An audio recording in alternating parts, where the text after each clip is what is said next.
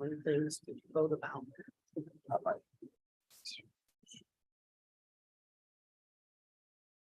I call the meeting to order. I'm going to call roll call. Kai. Here. Vernon. Here. Sherry. Here. Ben. Here. Hayden. Here. So there's all five's here. Call to the public. Public comment will be allowed at the mayor's discretion during special meetings. This is an exclusive of items requiring a public hearing. The mayor reserves the right to limit the total amount of time for public comment and or impose a time limit for each speaker at each special meeting. In order to facilitate input at the mayor's discretion, and an eligible agenda item will be provided an opportunity to public comment after the staff and applicant presentations. So we have anybody that wants to speak on anything on the agenda? Do you have anybody online, Kathy? Okay, move on then to item number 1, Basehor Community Volunteers Fireworks Discussion. Who's gonna start that off? Thank you, Mayor. Leslie Riverola, City Administrator. As the City Council is aware, we were notified by Basehor Community Volunteers that it is their desire to, or it is their intention to discontinue fireworks as part of their organization's charge after the 2023 season.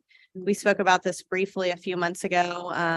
The mayor and I had an opportunity to meet with Mr. Lou Lewis and Melissa, I hope I say her last name correctly, Farovid, just to kind of discuss how they currently organize fireworks and the other activities that are associated with their annual 4th of July event.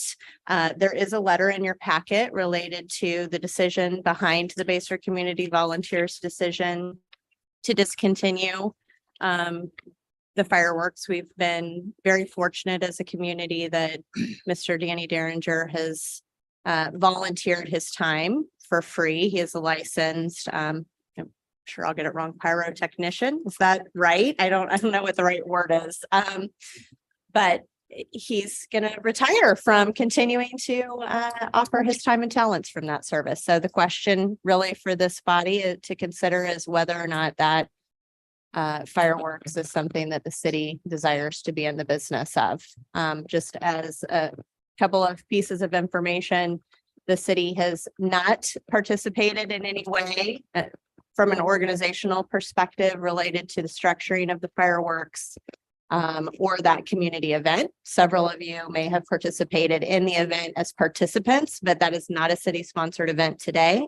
And the city has not had any involvement in organizing or coordinating those efforts. So I'm happy to answer questions that you have, but we certainly do have folks here from Basehor Community Volunteers, and I'm sure they'd like to talk to you about why they would like the city to consider taking it over. Mr. Lewis? Sure.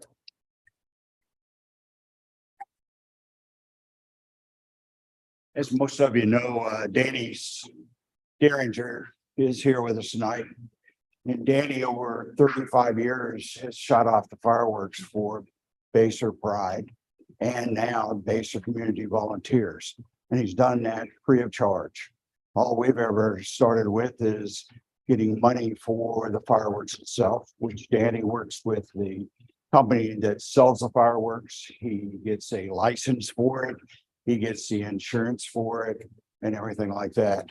And anyway, over the years, with Danny's son, Chris, had some problems with COVID. He basically said at that time, as the letter says, that he wanted to retire from that. Now, Danny just got a license and he's got, I think, 3 years left on it. So we thought at that time, when I checked into the cost of basically putting on said fireworks, that number was going to be depending on how long we shoot off the fireworks, which we normally shoot off between 30 minutes and 45 minutes of fireworks is what we get. And the city gives us $8,000 or $7,500 this past year.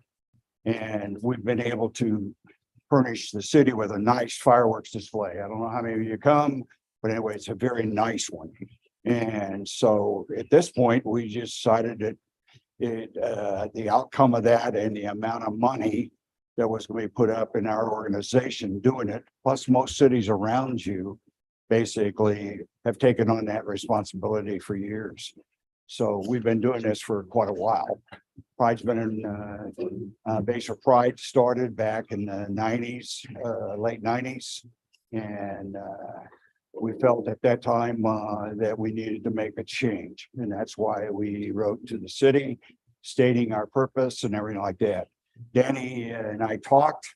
He agreed to do this year's 2022 fireworks. We had submitted to the city that with now putting you on the spot, we would do it for 2 years. That being 2022, 2023. Then we feel the city needs to take that over. In terms of what we do with the fireworks, our organization is still able to do the announcing. We set up the singer for the thing. We pull up the color guard. We just don't want to be responsible for buying the fireworks or shooting them off. Any questions I can answer? We're gonna open up the discussion in just a little bit, and if they have any questions that, they can address you at that time. Okay, thank you. All right. So as we get started on this discussion, I'd like to start by saying I appreciate the Baser community volunteers. Active community full of pride is one of the many things that makes Baser special. The fireworks and the 4th of July celebration have never been a city function. I do not support the city taking the fireworks over. As the Baser community volunteers pointed out, Mr. Derringer has done that for free. So the only expense that has been for the fireworks. We won't have that benefit, which means we have to identify someone to shoot them, make sure they're insured. We like this, we would have to have staff since it's a holiday. We do not have staff to oversee and coordinate these events. If you all look at the back page of the packet, it shows 7 of the surrounding cities. 4 of them do not have fireworks at all. 3 of them do. And 1 of them is completely supported by corporations. 1 of them is volunteers, and like Bonner is they have a $2,000 they give towards, which is from their tourism committee fund. So I'd like to hear from the input from the council. So I'm going to open it up, and if anybody has any thing for Mr. Lewis or. Typically, what does it cost you in the past in total? I see obviously Lansing has a proposal not to exceed $22,000. I mean, are you relatively around that annually to shoot stuff off? Like what? 8,000, it's whatever what we do with Danny is when we get the money from the city each year, if like last year, $7,500, that's what he gets. He then basically takes the early discounts from the fireworks companies and stuff like that, sets it all up and everything like that. So our expense for that is really, other than that $7,500 is not anything. Because he carries the insurance and he carries basically the licensing to do such. Have you thought about doing something similar to what they do as far as getting sponsors for? We have not, no. Okay, just And by the way, Tonganoxie, it says no. Yes, they do. They have an event. Okay. Their thing is $8,400 plus whoever shoots it off.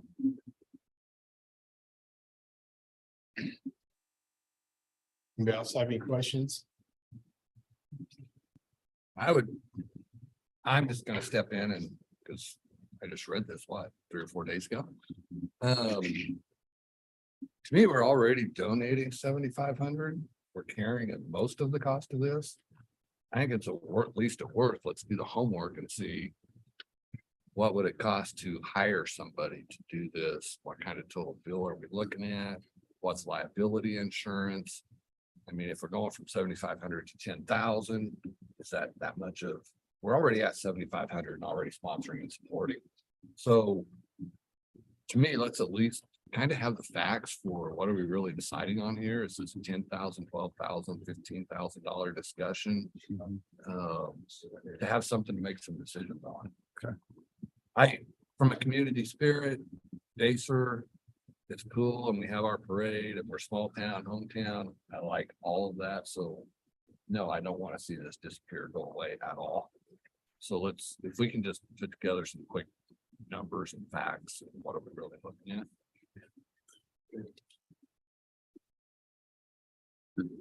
Danny, do you have a comment? Anything from a cost estimate standpoint or? The like last year, 75 dollars. Roughly, the cheap the fireworks off is, a fee would be 10 to 15%. So let's just say it's $1,000.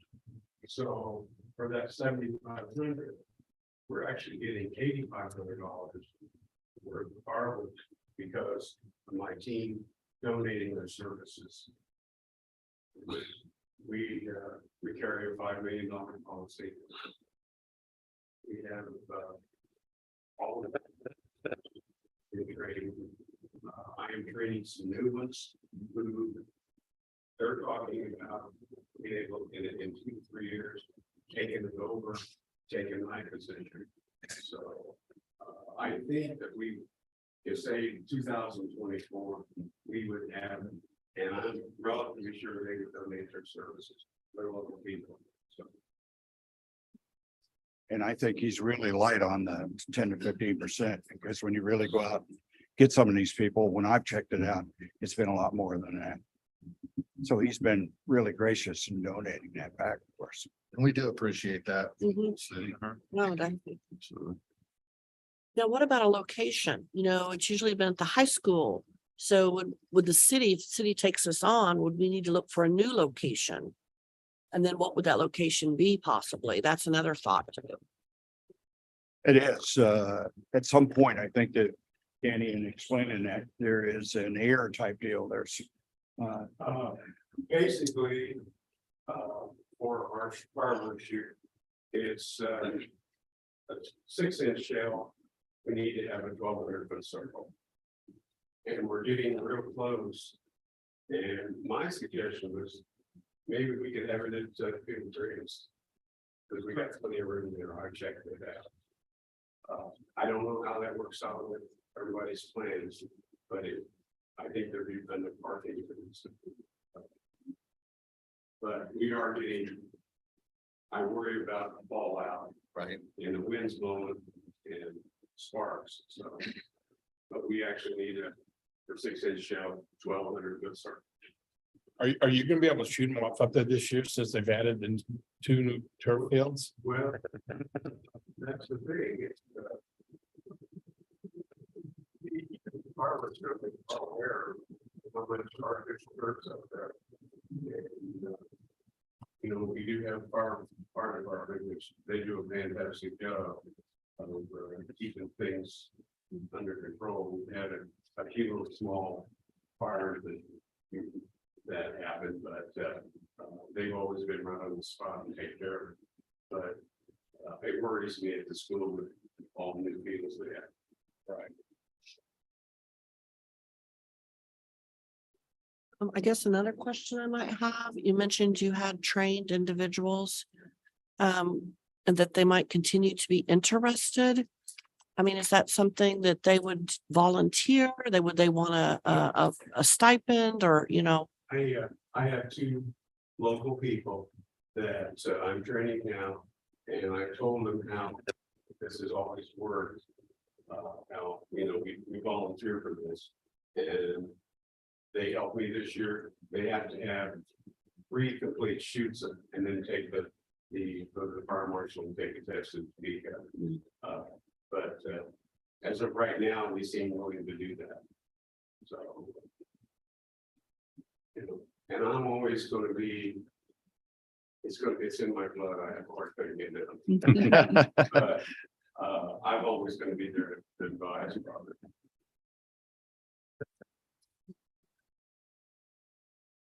Steve, do you have anything? Yeah, I was kind of on the same page. If it's worth seeing what the costs might look like, but especially if there's an opportunity to continue a similar model.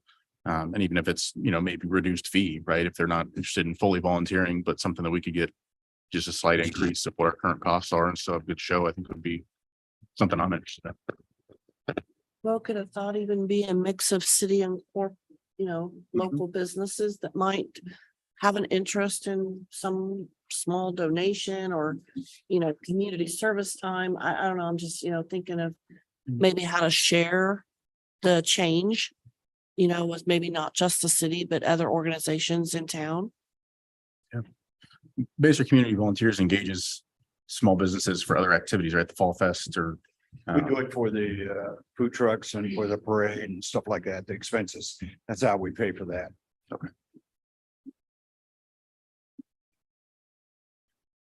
Vernon, do you have anything? I do not. Sherry, you have anything else?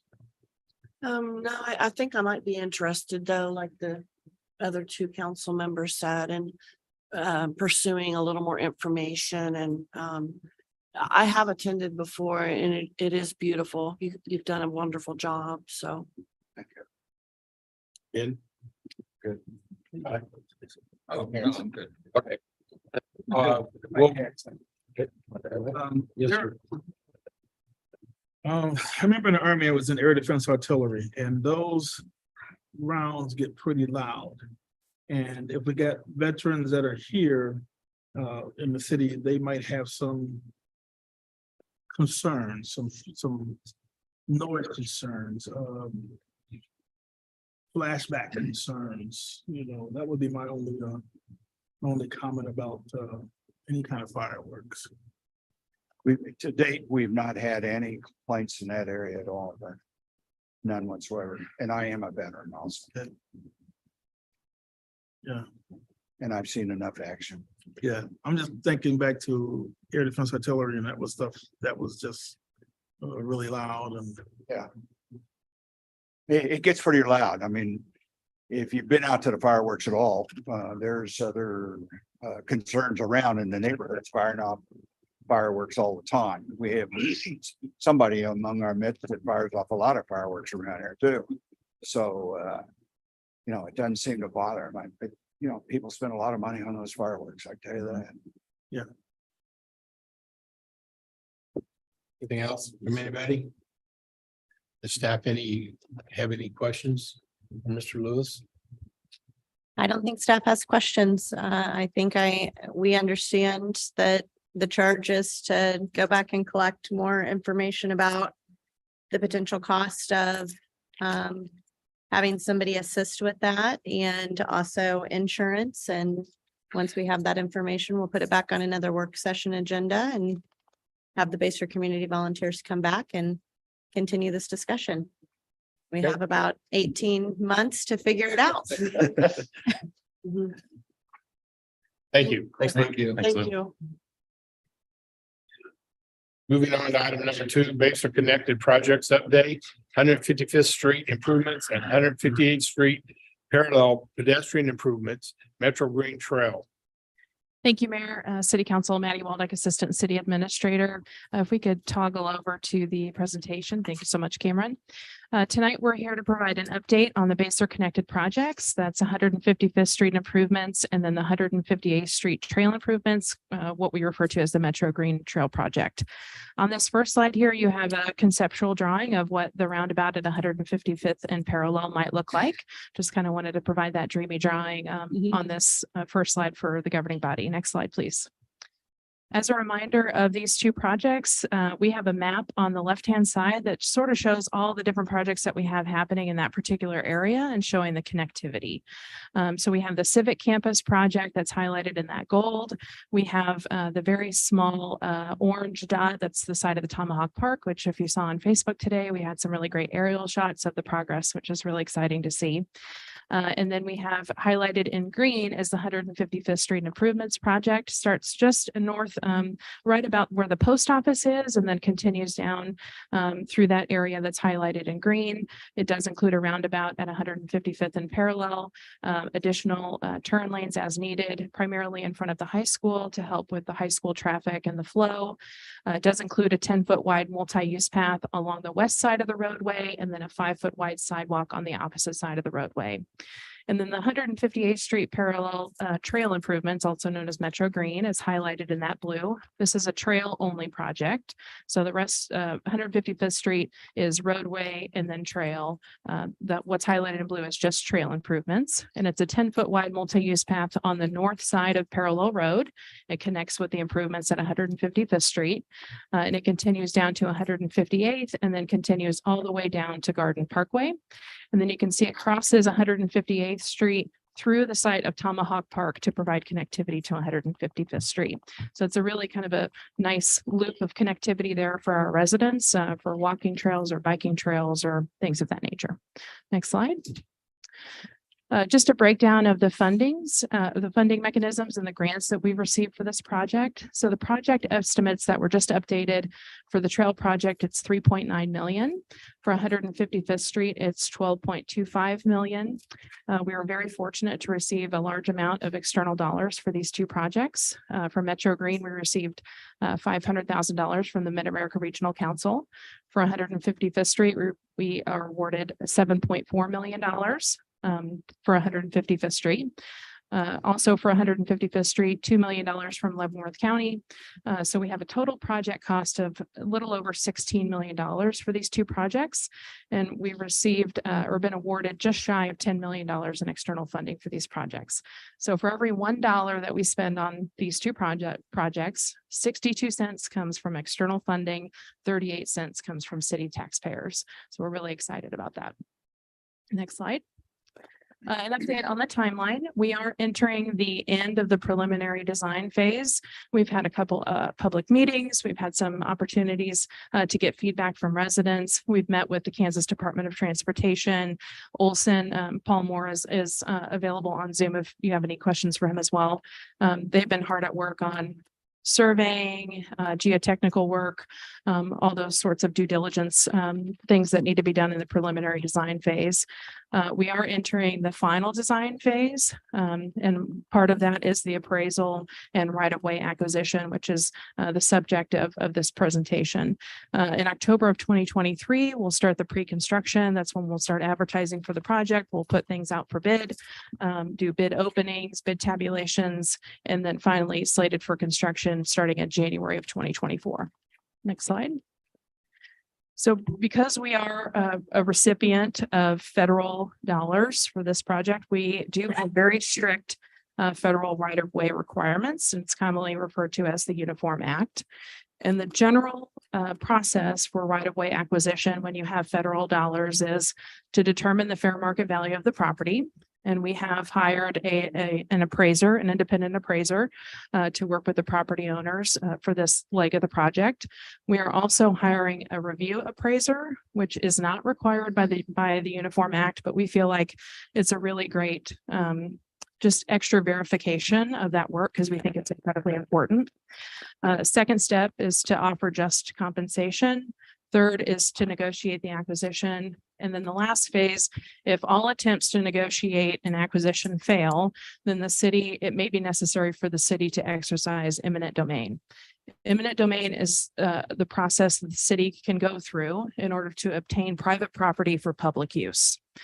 All affected properties within the project boundaries are going to receive a certified mailing from the city.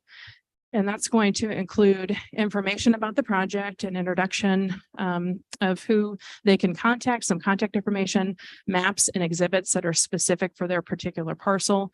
We're going to, on the next slide, I've got a timeline that we'll talk a little bit more about that. And then finally, the city has scheduled an open house. The appraiser for the project will be on site at the open house. Every affected property owner within the project boundary will receive a certified mailing that says, hey, this is the date and time of the meeting. They also have depending on the availability, can schedule individual meetings with the appraiser if that meeting doesn't work for them. So everybody's going to have an opportunity to meet individually with the appraiser depending on their availability. Next slide. So we went over the overall project timeline, but we really wanted to zoom in on the next few months because these are incredibly important as it relates to these federal dollars. So if we start with the timeline on the far right, July 18th, 2023 is the last date that we have to certify to the Kansas Department of Transportation that we have successfully acquired all property in order to move these projects forward. If we delay that, we could be in position to jeopardize some of our funding. So we start with that, and we take that date very seriously, and then we kind of worked backwards from that. So if we go all the way to the left, of course, we have our presentation to the governing body tonight. By November 18th, we'll send out the certified mailing to all the affected property owners.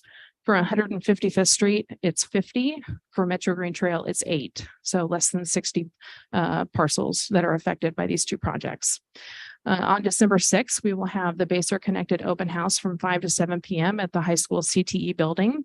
That's also included in the Baser Quarterly Newsletter, which is supposed to be hitting mailboxes within the next day or two. So all residents will have received notice of this, and then any of the affected properties will have received a specific mailing through certified mail. The February 22nd date, that is the last date that we can get approval from you in order to maintain the timeline to start the eminent domain proceedings. So if there are properties that we are not able to successfully negotiate acquisition, and we need to go down the process of eminent domain, that February 22nd meeting is the last drop dead date in order for us to maintain the timeline. Because the next date on the timeline is the last day that we can file for the eminent domain proceedings in order to remain on time. So we started sort of at that right timeline and just kind of built our way back to make sure that we were building in plenty of time. If that is necessary, we certainly hope it's not, but if it is, we've built that into our process. Next slide. All right, I'd be happy to stand for any questions. Anybody have any questions for Maddie? Tell me one more time, how many people were affected by it? You said 15? Is that what you said on the? 55 Oh, 0. 50 for the 50. 150th and then 8 for the Yes, sir. 150th Street. That's correct. Thank you.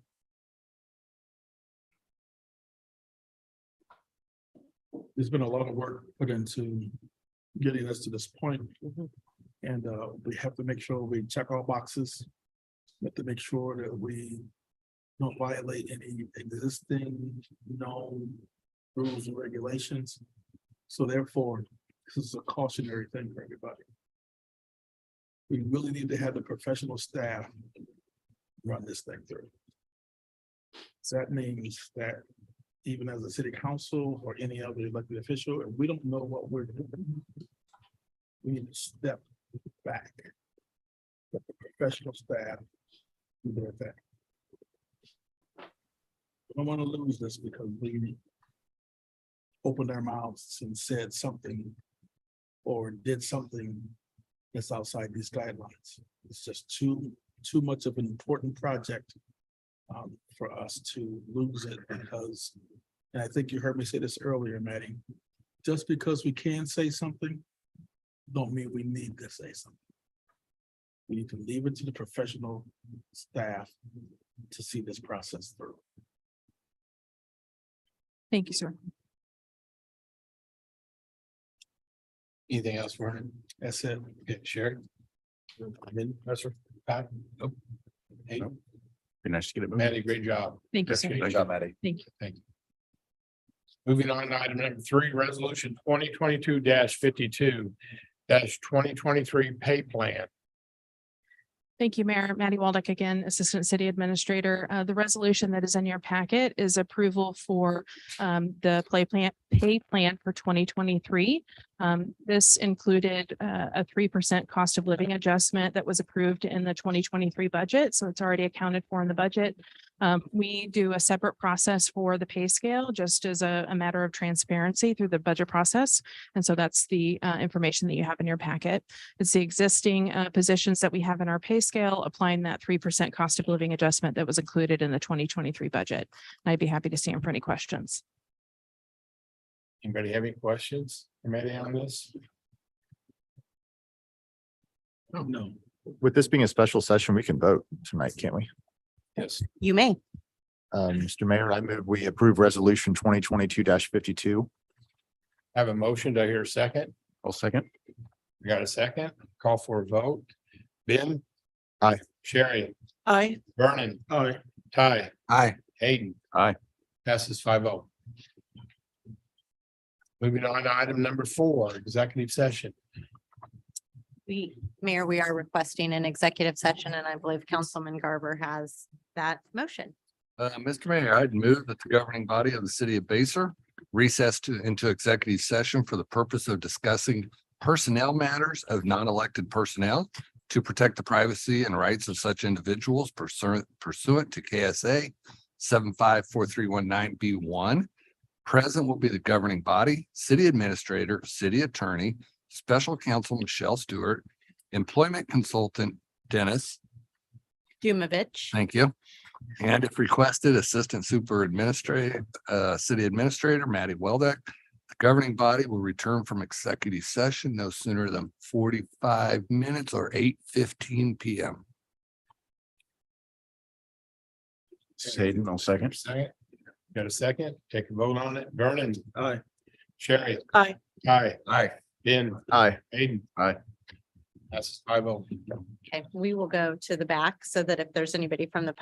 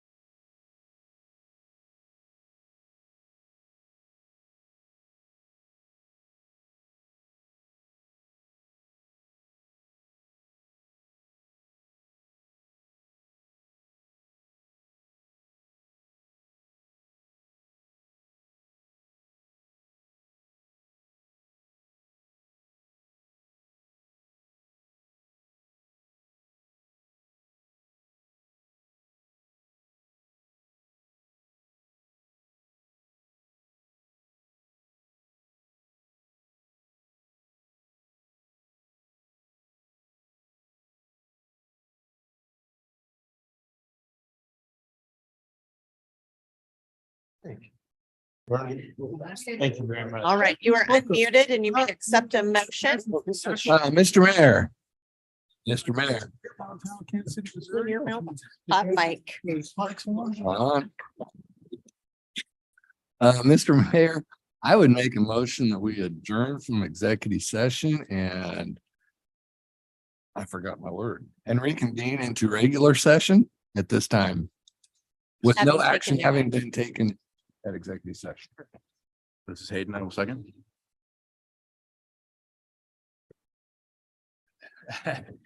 Would you like to call roll? Call for a vote. Everybody in favor, say aye. Aye. And I move to adjourn. I second. Everybody say aye. Aye. Well, everybody was handing me stuff to read. I'm. TY. All right, everybody say. Officially take the vote on that? Oh, I didn't think it did. You guys get one of these? No.